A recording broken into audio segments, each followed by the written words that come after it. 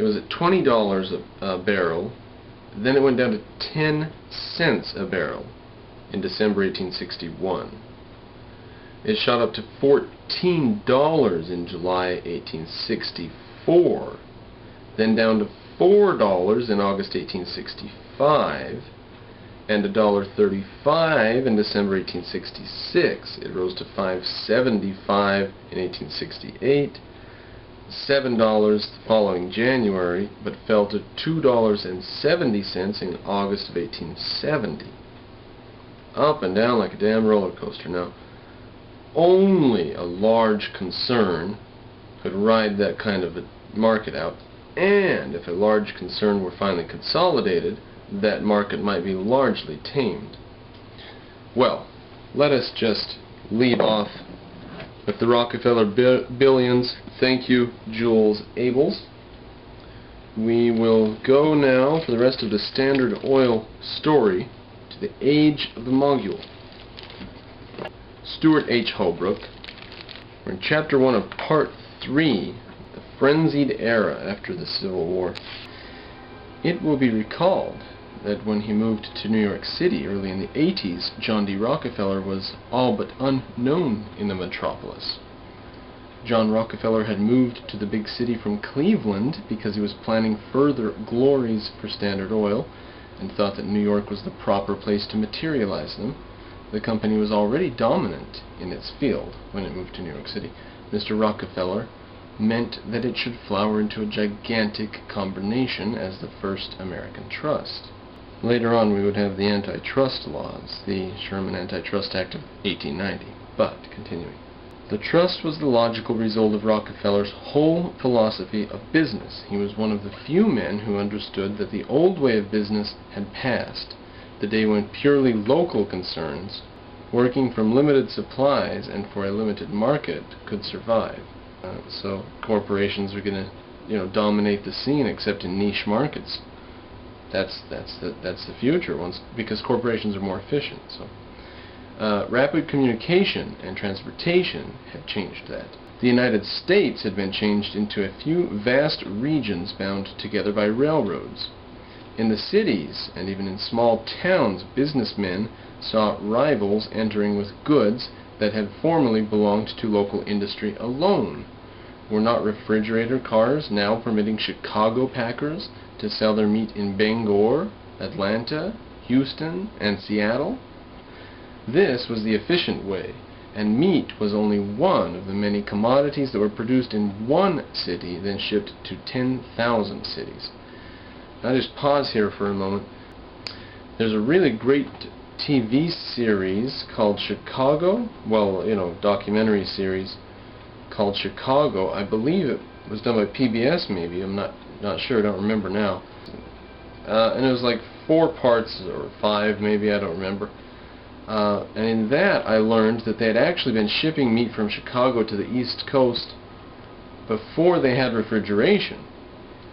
They had these warehouses along the railroad track, and they would storehouse ice in the winter. They would get huge blocks of ice and fill warehouses full of it.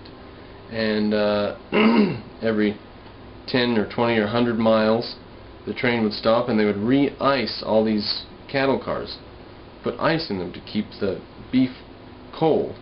And they broke the eastern market. They turned the eastern market into a market where you ship beef in before refrigeration. They were bringing beef from Chicago. So, and it's amazing. It's like, well, the only place you could get ice in that day and age was when nature made it for you. Well, then when nature makes it, you better get a damn lot of it saved up, they said. Of course, you know that Americans sold ice all around the world. It was a New England business. It was the guy got rich. I forget his name right now, but he made a business of selling ice all over the world. New England ice helped alleviate fevers in Turkey during war, all kinds of stuff. John Rockefeller's ambition to found a trust monopoly cannot be charged wholly to his appetite for money. The man's mind craved order and efficiency, so his several biographers agree, as the drunkard craves alcohol.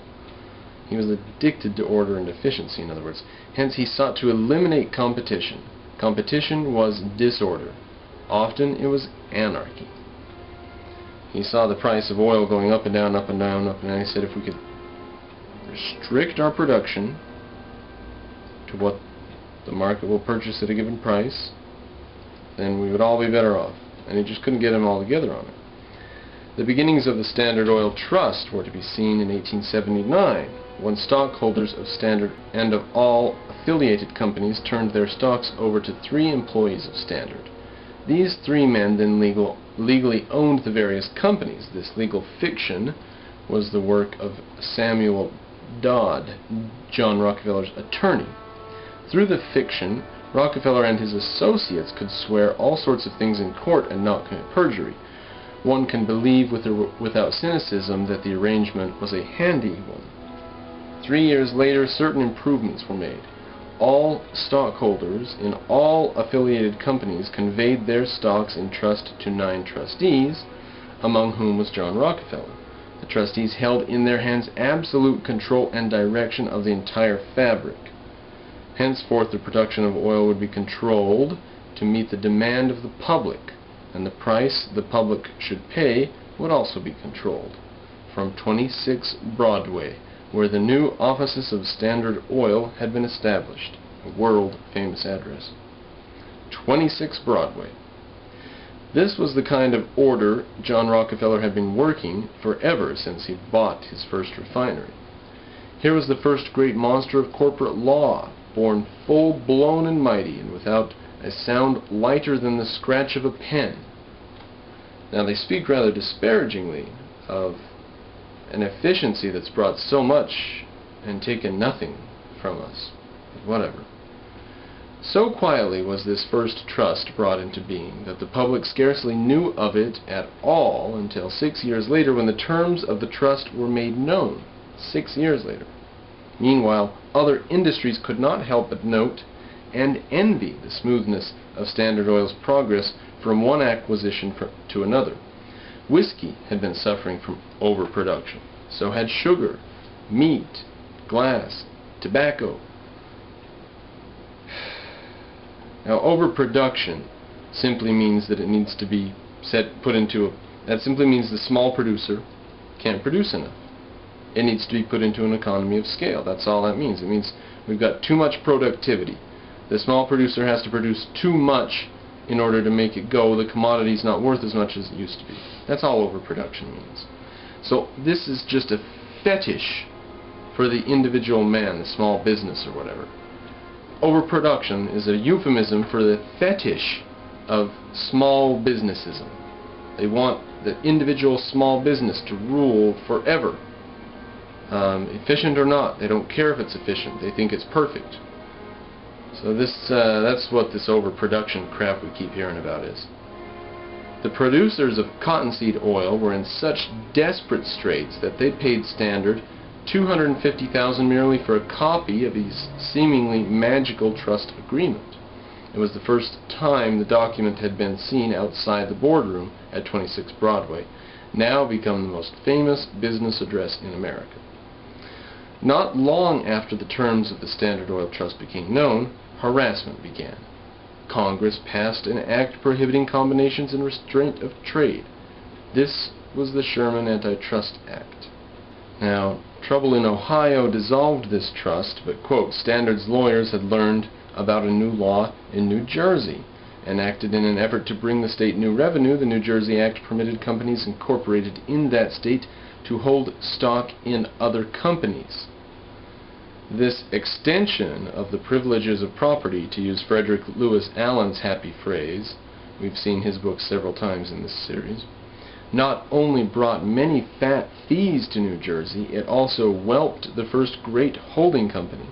This was Standard Oil of New Jersey. Whelped. W-H-E-L-P-E-D.